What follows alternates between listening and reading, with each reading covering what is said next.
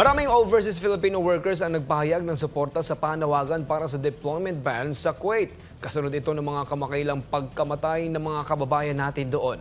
Ang buong detalye mula kay Cherry Light.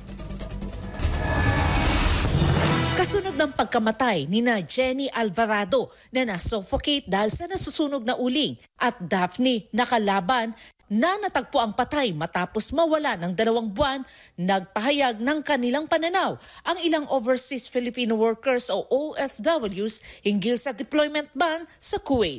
Ayong kina Manilin, Maria Rita, Lovely at Christy, pawang mga OFW, pabor silang ipatupad ang deployment ban. Para po sa akin, ban po. Totally ban. Kasi marami pong mga OFW na inaapi. Kawawa po sila eh. Yung iba wala ding DO, hindi rin nakakalabas. Yung iba naman, hindi binibigyan ng mga pagkain. Pabor po ba kayo na magkaroon ng deployment ban sa Kuwait? Opo. Bakit po? Kasi kung patuloy na ganun pa rin yung mangyayari, maraming mawawalang buhay. Better lesson na din ibaban sa kanila para matuto sila. Kasi buhay yan eh. Buhay yan ng madali lang buhay sa kanila. Nagtatrabaho tayo para sa pamilya natin. Sa tingin ko, pabor ako kasi parang dangerous ang OFW sa sa Kuwait especially.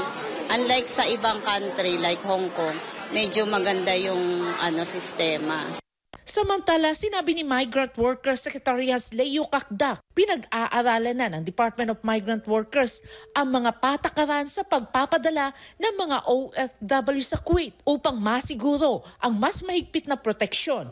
Kasama sa mga hakbang na isinasagawa ang pagbabawal sa pagpapadala ng mga OFW na first-timers o yaong walang karanasan sa ibang bansa, whitelisting at blacklisting ng mga recruiter, pre-departure briefings at electronic on-site monitoring. Para sa Diyos at sa Pilipinas kung mahal.